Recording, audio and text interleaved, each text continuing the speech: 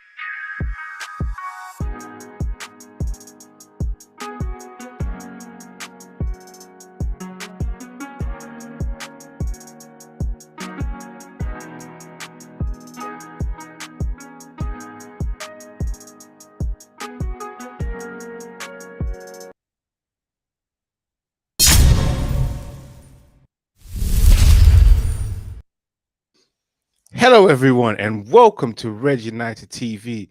It's your boy Ivorian Spice, and we are back at it again for another catch-up, volume number 100. Yes, volume 100, guys. Because everyone that's tuning in right now, subscribe to Red United TV. Smash that like button, of course, and share across all social media platforms. If you're live across YouTube, make sure you subscribe, smash that notification bell. For those who are watching on Facebook, make sure you continue to smash that like button, share across all social media platforms, and hop on over to YouTube and subscribe to the channel.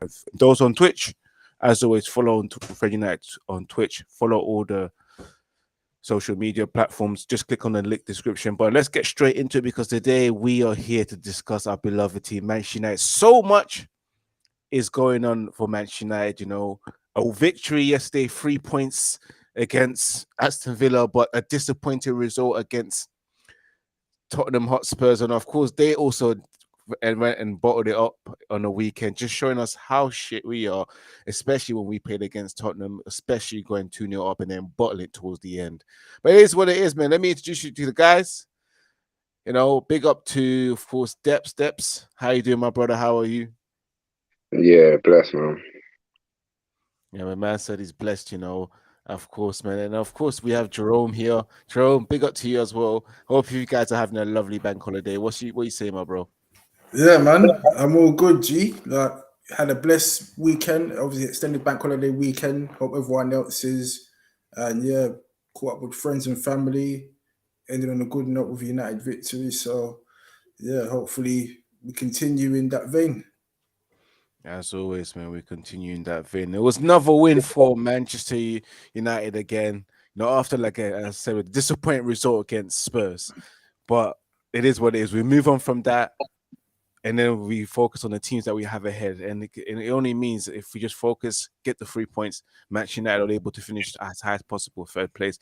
Big up to everyone that's tuning right now. Subscribe, smash that like button. We've got a little comment here from our guys that says, how are you too? How big up to you as well. Thank you for tuning in. Smash that like button, subscribe across all social media platforms as well. Let's get straight into it because it is Manchester United 1, Aston Villa 0. Manchester United again, guys, collecting 3 points after victory, a hard-fought victory at times, you know. Manchester United as well in the first 45 minutes, a decent start as for Manchester United, where they were in control of the majority of the games, you know. Shout out to David De Gea, who turned up as well and saved our asses. Well, a goal from Bruno Fernandes. the one and only goal. But big up to Bruno as well for getting involved and getting to that goal, because we always get onto him. We always wonder when are you going to score, because obviously he's got a very good GA. But again, his contribution to the team as well. Very good performance for the last 2 games. I mean, the last 3 games he's been playing, set for Tottenham. Let me start off with you, John. What's your feelings? How are you feeling as well? Manchester United winning 1-0 against Aston Villa. What's your thoughts on that game? Yeah, it was a relief to get the 3 points in the end, because we started off strong in the first half, as we did away at Spurs, and then we sort of faded in the second half, and we sort of invited Aston Villa the initiative to try and get a point from the game. So in the end, it was a relief to get the 3 points, because this race for the top 4 is sort of heating up now, and everyone's just giving their all. And we knew that Aston Villa was going to be a very difficult game, even playing at home. I think they came to Old Trafford on the back of a 10-game unbeaten run, so they were coming to us full of confidence. So it was very important for us to get a good start to the game, play on the front foot and just put them under pressure. We know that Aston Villa, apparently they're meant to be the offside trap kings. So we had to put a good game plan in place to try and beat those the Villa high line and cut through them. And we created numerous chances in the first half. Even Casemiro hit the crossbar, and I was thinking, when is this goal going to come? We need to take our chance. We need to be more clinical. So it just made me think that long term we're going to need a clinical number 9 to put those chances away. But eventually we did, with Bruno Fernandes deflected strike from the right on the back of a shot from Rashford, and that sort of just eased a bit of nerves, because obviously people are just thinking that it might start fading out because of the number of games that we're having, that we're still playing 2-3 games a week. I think we need 1 more week of this, and then it will get to 1 game a week like everyone else. But I'm just happy that ETH is keeping the players on their toes. Doesn't seem like we're exhausted yet and on our knees yet, because we're still having strong starts to these first half. So I think we just need to just be more clinical and not invite people. If we just get a 2-3 goal lead, then we could just sort of just put our foot on the brakes a bit and just ease through the game, knowing that we've got a large number of games left still. I think we've still got 6 league games left, tough games. It's just all about reserving energy, really, and not having those frantic moments that we're having in these games, especially in the second half. Because I think Lindelof is a shot off the line, and I was thinking, bloody hell, we're going to get equaliser here. We can't afford to be drawing games after what happened against Spurs. So it was a relief, as I keep saying, to get the 3 points in the end and a good clean sheet. So our defensive line's doing their job, and I think it's clear for everyone to see that we're playing a lot better without Maguire on the side, and we look more solid at the back with less anxieties. And we've got to give a big shout out to Lindelof, because he's come into his own since the injuries to Varane and Martinez. So we're relying on him now, and sure to get us over the line for the end of season running. But overall, it was a satisfying result. It's always good to get clean sheets, because that's the foundation. Keep clean sheets and then score at the end, at the other end of the pitch, and then you take it from there. You build from there, really. Exactly so, man. Big up to that, man, as well. Rightfully said as well. Lindelof, an exceptional game in the last couple of games as well. And of course, Maguire do what he has to do best, coming from where he should be coming, off the bench for 5 minutes. I want to move it up to you, Deps. Your thoughts on yesterday's game against Aston Villa? Yeah, general feeling felt like a walk in the park. It felt like top versus bottom, to be completely honest. Just a bit upset United don't finish off the game. I think on a better day, I'll say with a better enthusiasm and understanding, we could have won that easily 3-4-0 at Old Trafford. I've seen a stat the other day, and it's like United ain't lost a game since taking the lead in first half ever, like in 400 games or something silly. It's like it felt that way when Bruno took control of the game. He led with the armband pretty well, and when he took control of the game, United was on cruise control. I don't know what it is about second halves. United don't come out strong in the second half. First half, it feels like we've been completely dominating in the last few matches. pretty much they'd lost 5 matches, and this match was no different. First half completely dominated. Second half felt like as the game went on, Villa was getting back into it. And I want to touch on what Jerome says. Shout outs to Lindelof, because if it weren't for Lindelof, they could have actually won it in the second half. And touch on what Jerome said again, it just goes to show that we do need a genuine striker. You know, hats off to Rashford. He broke them lines. You know, they did play a very high line. You know, caught the players offside a few. Rashford's good at that. Rashford broke through the line. You know, had a shot on goal, and Fernandes was there to save. I mean, to save the day or again, but yeah, a striker is definitely needed this summer, as we are letting, you know, teams back into the game, and we ain't killing it off with killer instincts. You know, we do need killer instincts. You know, I think Rashford at the moment has probably got the most killer instincts out of all the ballers at United. I would say Martial, but he ain't consistent enough. But that game did need an out-and-out number 9 to kill off the game with killer instincts. And yeah, man, I'm a bit tired of watching the second half of United nowadays, man. Depth's right there. He's tired of watching second half United, and of course, big up Awaga that said that much credit must be given to Luke Shaw and Lindelof, and which is true. I have to say that Victor Lindelof and Luke Shaw have given us a similar level of performance that, of course, Varane and Martinez as gives us, especially Luke Shaw, especially him driving the ball forward and getting himself involved in the attack in midfield opposition. Joe, I'm going to go to you, man. What do you think of Awaga's comment right there, man? Are you with her? You with him or her? I'm not too sure. Oh yeah, definitely. I totally agree with that statement, because when Varane and Martinez were injured, we were thinking, it's back to Maguire and Lindelof, back to the Oli defensive pairing, and just thinking this season's dusted. You might just forget about top 4.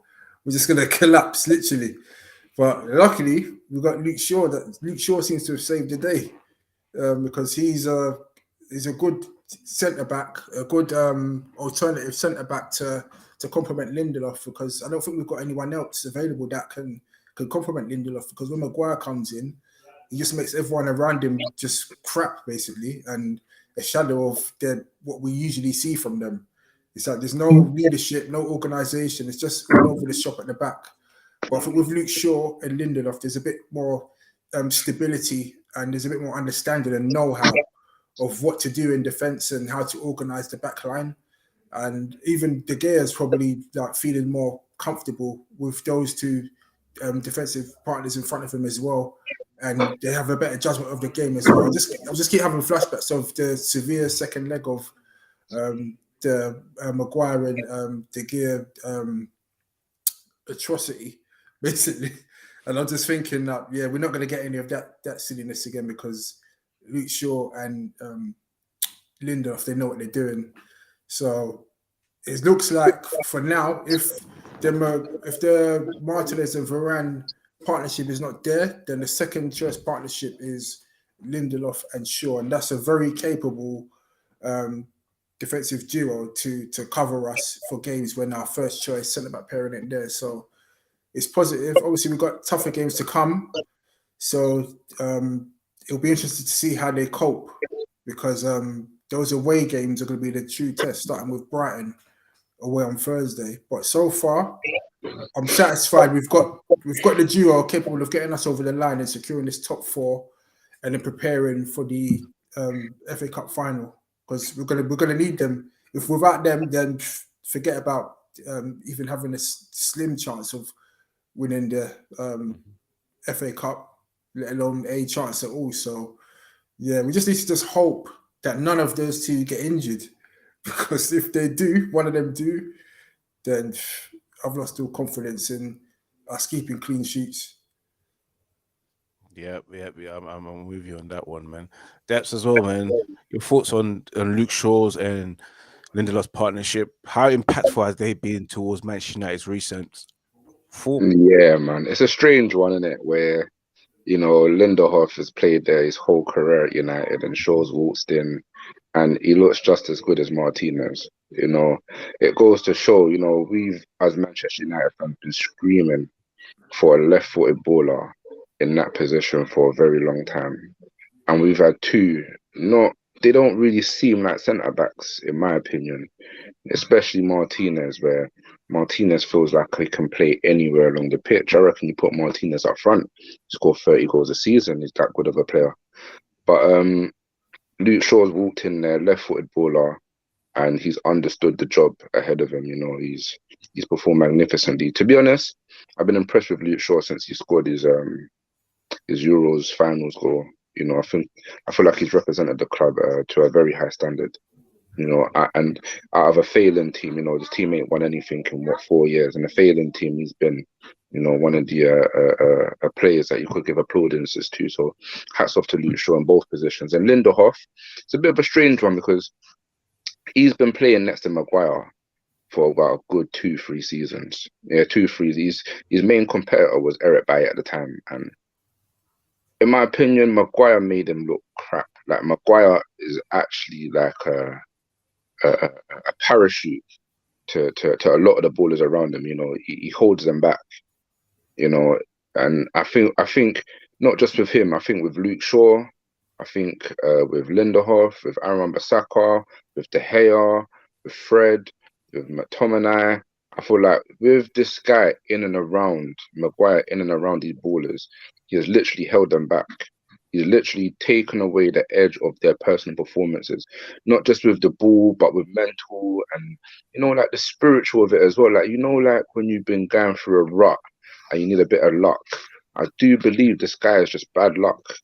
Like some of the things that he's doing on a pitch cannot be a coincidence. It's like what the hell, like some spiritual type of mojo jojo is onto him, and it's infecting the players around him. And he needs to, me personally, if I was going through shit like that, I'd pray to God. You get what I'm saying? Like I'll take it because it doesn't seem like a coincidence yet it's happening. But yeah, take it back to Lindelof. Hats off to him, man. 2 games. It was 2 games. The first game conceded 2. Second game he's come in and he's put in a man in the match performance. So if we can keep this consistently, he'll literally be fighting Varane for his position. So to the end of the season, let's see how many clean sheets he can get, and let's see if he can push Varane because, as Jerome said, I've lost all confidence in Maguire. I don't feel Maguire to step back on the pitch. I was rooting for Maguire because, I'm a die-hard United fan where I'll give everybody a chance, I'd say to him, bring him on 60th minute, 70th minute, when the game's wrapped up. Give him some legs and some confidence, but never again, man. He's lost all my trust now, Maguire, man. I hear that, man. Big up to, of course, Awaga, Heatman, Benjamin that says, I just pray that Luke Shaw don't get injury before the FA Cup final because I don't trust Maguire at all. We all don't trust in Maguire, which we can all agree on. We all got a common agreement. Moving on from Manchester United, of course, the second part of the show, and of course, is the Glazers Out protests intensify. And that's what we're here to discuss. Of course, I'm sure you guys yesterday saw some of the images that came out on social media platform. Glazers Out movement was all over the place because why fans again are fed up. This wasn't arranged protest from a while back, but it just happens to be at the right time when Manchester United are up for sale, and of course, a certain interest of potential buyers. Jimmy Ratcliffe, especially in a name that starts off with a rat, people need to understand his name starts with a rat, Cliff, and he's acting like a rat, and which is the truth, man. The dodgy rat kind of deal that he's trying to offer, yes, him trying to ensure that the Glazers have some kind of stay inside Manchester United and offering them like probably a 50% to 70% of ownership and leaving them with about 20 to 30%. Which just doesn't really sound great at all. It just Manchester United fans just want the Glazers out, which is the honest truth. We've had enough of them. We're fed up with them. So we all want Qatar to come in. I'm going to start off with you, back to you, Jerome, man. You saw the videos. How pleased was you was you to see those videos again, because it just sends a message to those Glazers, especially if they're trying to accept the deal where it keeps them inside the club. Yeah, it was very pleasing to see that the fans are just showing the world that they're just not happy with this Glazer ownership, and they want 100% full sale of the club, not part sale, not majority sale, not minority sale, and all that malarkey, just a full 100% sale. So when news came out of Ratcliffe's putting in a 50% stake bid in the club, like, I think it just literally annoyed everyone even more, because we were led to believe that Ratcliffe was trying to bid for full ownership, and then it just seems on the 12th hour that Ratcliffe's now changed his mind and he just wants to go for half because he doesn't have the full finances in place to do a full takeover of the club. And the fact that he knows that the club, well, not the club, but the fans want the Glazers out, and for him to put in a bid to keep the Glazers in is just, it's just disappointing, hugely disappointing, to say the least. So I hope the fans that are around, in and around Old Trafford, keep making noise and keep making their stance clear that we want the Glazers out. So yeah, keeping the Glazers, any bid that keeps the Glazers in is not gonna help us move forward as a club. So I just hope that we just keep the momentum going, keep making that noise, and just keep making it clear that we just want the Glazers out. And I hope the Glazers are watching as well and seeing how events are unfolding. Obviously, I know that they're in the States and they probably don't even care, because no one's really gonna be in their faces. They're just gonna be collecting dividends and all of that. But it's not healthy for the club to be run how it is, with so much work that needs to be done to the stadium, investment in the playing staff, the infrastructure around the Manchester area. There's so much work that needs done and so much money that needs to be spent. So we need to make sure that the right investment's put in place. And if the Glazers haven't got the money to finance that, then we just need a full sell. I don't see, there's no benefit in the club for the Glazers to stay on. All it does is just benefit the Glazers to have more money in their pockets, which they're not going to be using to invest into the club. So yeah, we need to just keep this momentum going, keep making noise, and just keep making it clear that 100% sell only. And if Ratcliffe ain't got the money, then so be it. We just need to go with someone that has, and we've got a sizable bid, world record transfer bid with the Qataris, and I just hope and pray that the Glazers accept that bid, because it's a world record transfer and it's a fair offer. And I found out the other day that it's actually double the bid that Chelsea's one was when Chelsea got bought over by Todd Bowley and his consortium. So it's more than a big enough bid, 5 billion, and asking for over 5 billion, asking for 6 billion is ludicrous in today's market, and just greedy. Just shows you the intentions of the Glazer. They're just a money grabbing set of individuals that don't have no care in the world about the club and the success of the club, but they're just motivated by money, which obviously is good from a business perspective, but we need owners that care about the club and care about running the club successfully and not just bleeding the club out dry and using it as a cash cow. So yeah, we just need these Glazers out, and I hope, as I keep saying, that we get the right bid accepted to help us be able to move forward and develop further as a club and get us back competing for major honours.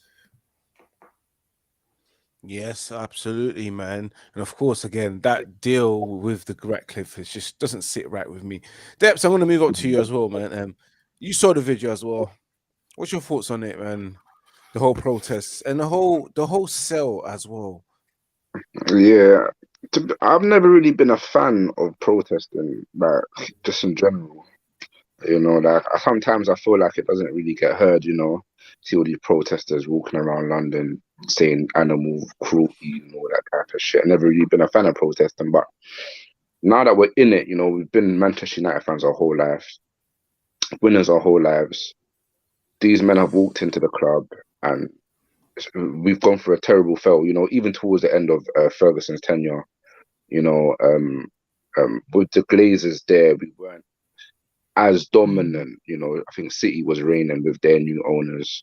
Chelsea was up and coming with their new owners.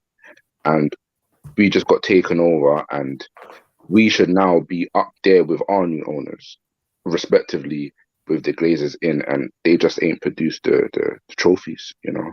They got the finances for their own pockets, And I think us as Manchester United fans, we realise this, and we have to process. I wish I was there. You know, I wish I was throwing banners and green and yellow flags saying Glazers Out, because it's been ridiculous. It's been a shit show, you know. And I'm happy to see a fight back to say let's get rid of it. It feel like Voldemort trying to cling on to something, to the spirit and the soul of Manchester United, saying that they want to still be there with Radcliffe's, and nah, get out. You know, start afresh. There's other clubs that you could probably make similar profit to in the world. Just get out of our one, you know. I do like the concept and the feeling of the Arab owners walking into Manchester United and doing somewhat what Newcastle did, you know, a complete overhaul of investment. Not what Chelsea did, because Chelsea kind of done something which was there's already players there. So you looked at the Chelsea bench and they still had Pulisic. They still had players there where they could easily walk into the first team. Where right now you look at Manchester United, half the team, the contracts run out next year and a half. You know, they're doing plus year one. So, you know, there can be a complete overhaul, you know, and I feel like United need that with the right settings, the right owners, and the right backing with money. And I do believe that the Qataris do offer these type of promises at the present moment, you know, and we're desperate at the moment. I believe in a promise. You know, I don't want to see 85 million spent on the whole budget blown on one player, because the owners felt like the footballing men at Manchester United should make these correct decisions. These decisions have been wrong. You know, we could have easily picked up Haaland 50 million, another player 50 million, and kicked on one thing. You know, these 85 million pound signings and the other ones, and the managers, and not just the managers, the timing of everything, you know.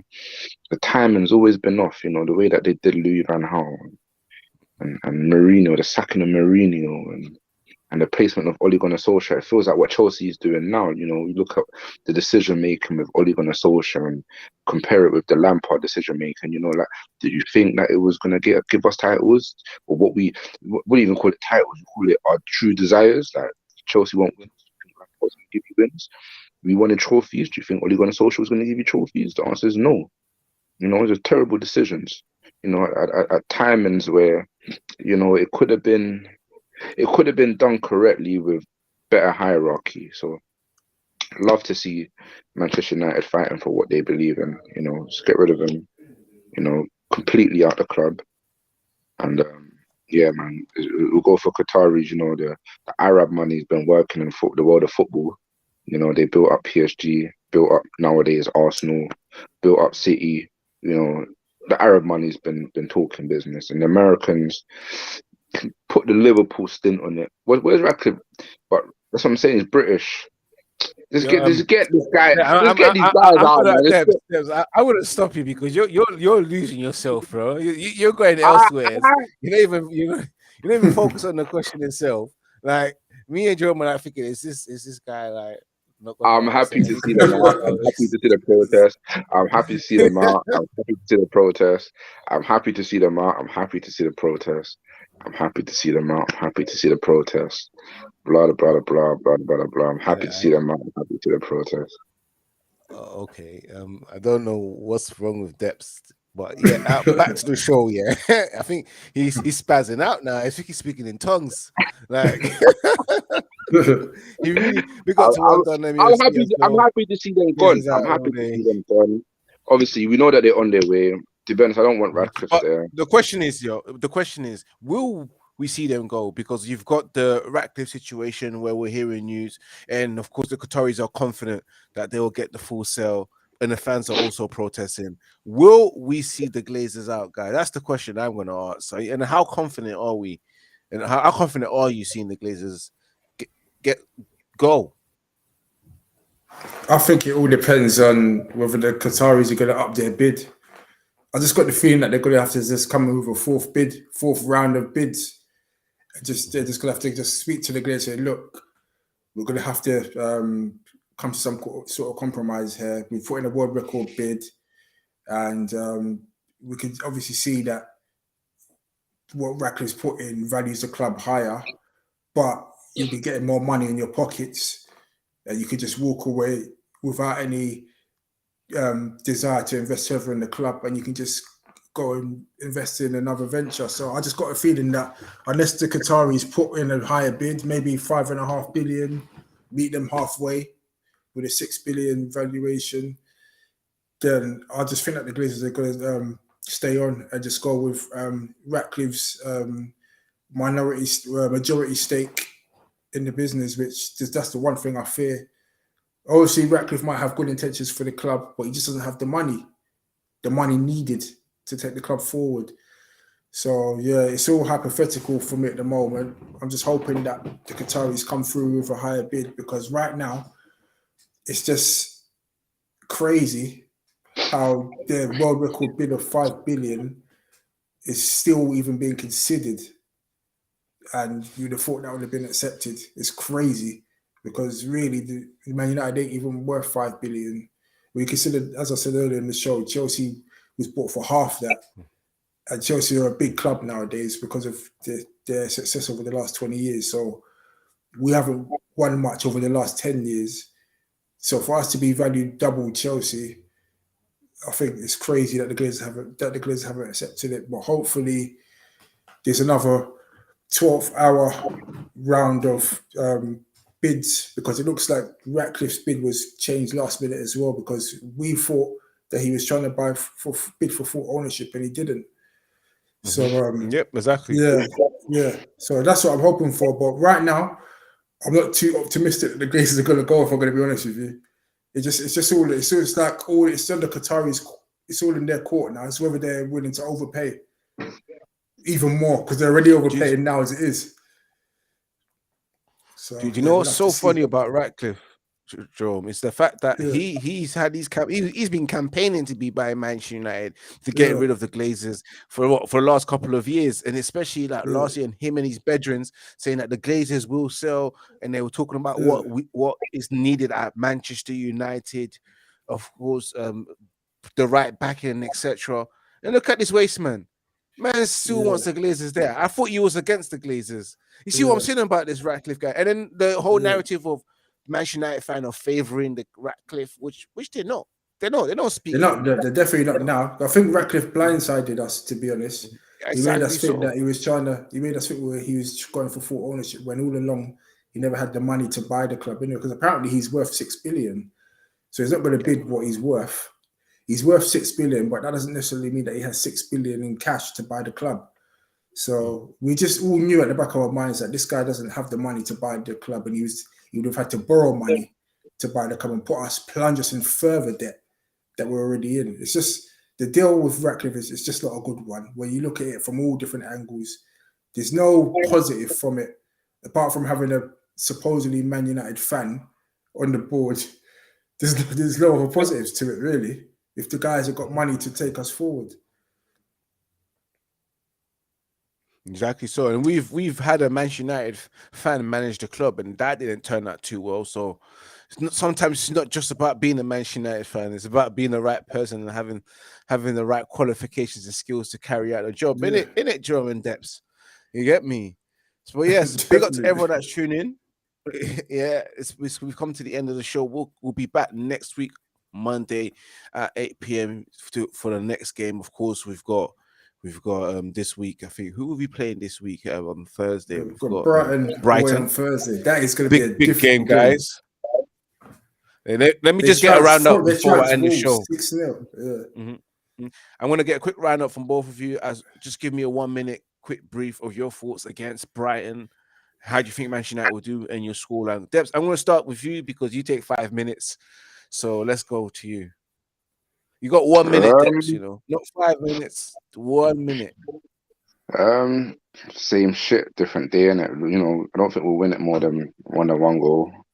If we do, then Ten Hag is literally given a proper speaking to the players, but I don't see it being, goal galore. I think Brighton's a good footballing playing team.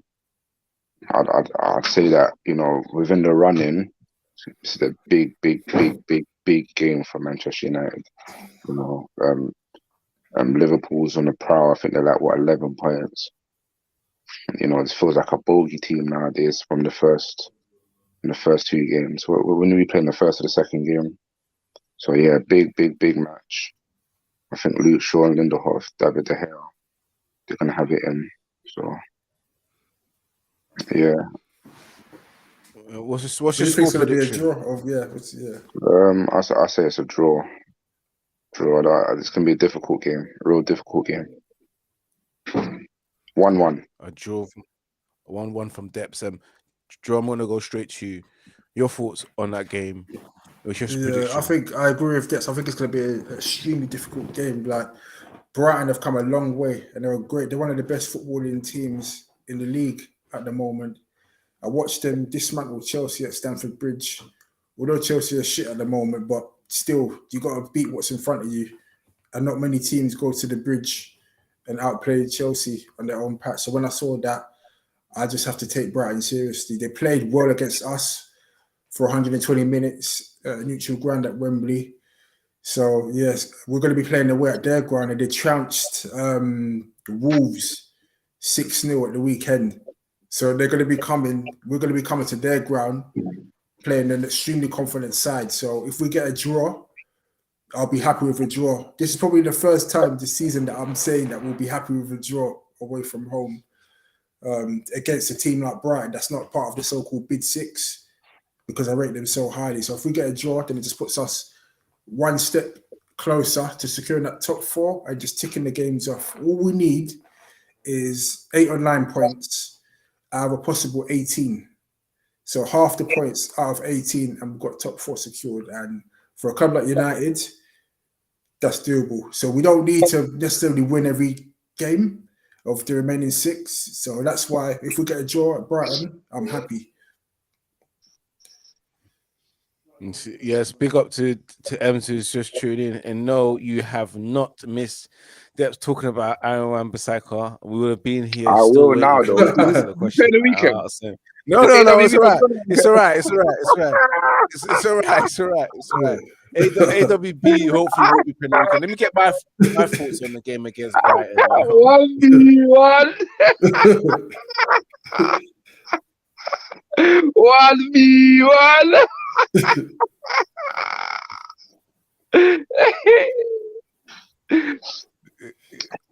Can I get my thoughts on? Your show. Look at that.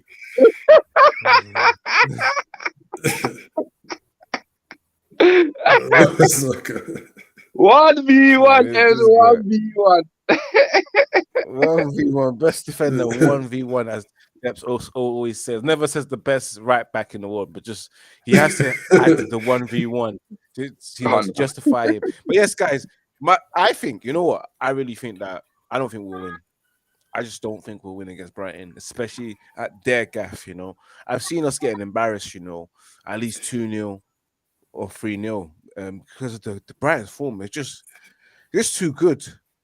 And especially against us, I think they'll be pissed off, especially that they lost to us in the FA Cup the FA Cup semi-finals and shootouts. So I think they're going to have that same Newcastle feeling that they gave to us, you know, give them the comeback and wipe us and finesse us and embarrass us again. And it's just going to be us getting trolled on Thursday night until all the way to the weekend. That's what I think. I think it's going to be a 2 or 3-0 whitewash again against Brighton to win. I'm not looking forward. I'm just not. It's the truth. I don't know how you guys feel, but it's the truth. Yeah. To be fair, we're just grateful that we've got a bit of a buffer between us and Liverpool. Because I'm not gonna lie, I wanted that Liverpool Spurs game to be a draw because I think Liverpool are more likely to challenge us for 4th than Spurs. That's why I wanted Liverpool to drop points. Because Spurs are just the bottlers, and Liverpool, they could go on a run and just win all their remaining games. So Liverpool are going to keep us on our toes. So that's what I'm saying. If we get a draw against Brighton, which is going to be difficult, then I'll be happy. But like you said, we could easily get trounced. Then we've got a difficult away game at West Ham. So our next 2 games will set us up for the remaining 4 games of the season. Because obviously our away form hasn't been great this season, especially against top half teams. So yeah, it's going to be interesting. But You're not going to get any complaints from me if we lose, because this is a very, very good Brighton team. big up to Ems who says that Depps has wet dreams about Aaron Wan-Bissaka, which is probably true. You know, the way he loves AWB. But guys, as always, man, big up to everyone as well. There was a little bit news, of course. Garnacho signing his new contract, renewing it, and of course, he's announced a new addition to his family. He's gonna have a youth.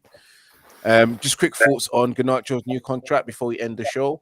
I'm gonna start off with you, Debs. What's your thoughts? What is your thoughts on Alejandro Garnacho's new contract? That's my question to you, Debs. Now it's your turn to answer that question. Good to see contracts being dished out to youth players.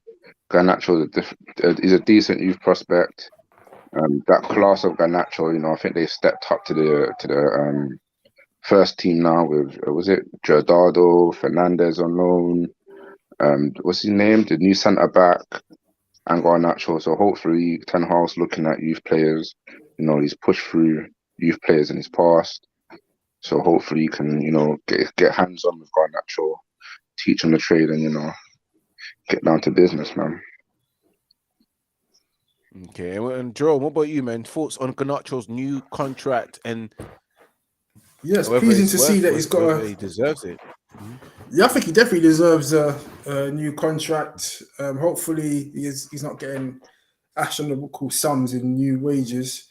Because we need to stop that. We need to stop giving young players excessive amounts in salary. We need to make them work for their new contracts and pay rises. Well, I'm happy with the actual new deal because it gives them a chance to develop further. I got full trust in Everton Hag to develop the youth players. So, yeah, it's pleasing to see because that's what we need to do. We need to develop our youth and not just always go out and splash big on players. We need to develop from within as well. And just follow the traditions of the club of developing young players and bringing in good talent from abroad, from at home and abroad. So, yeah, it's good. I'm looking forward to seeing him improve further onto ETH, because he's not like he's going to be playing under a PE teacher. So, yeah, that's good. Good to see. Now it's good to see from everyone, man. Garnacho thoroughly deserved his new contract, and congratulations to Garnacho as well on his new baby that's becoming the next up and coming man. Big up to everyone that's tuning. It's your boy Ivorian Spice. Big up to everyone as always. Remember to subscribe, smash that like button. We're back again next week, 8 p.m. UK time on Monday. Love from everyone, Jerome, of course, and Depps. I know Depp's not smiling because he never got to spoke about his beloved Aaron Wan-Bissaka in this stream. But hopefully next week, you know, Aaron Wan-Bissaka has played, probably scored a goal, created an assist, so Depp's can talk for a whole hour about his beloved cousin. Anyway, big up to everyone. As always, remember to subscribe. Remember to keep it united. And remember to keep it Red United. This has been the Catch Up Volume 100. Peace out. See you next time. Peace out. Peace. Peace.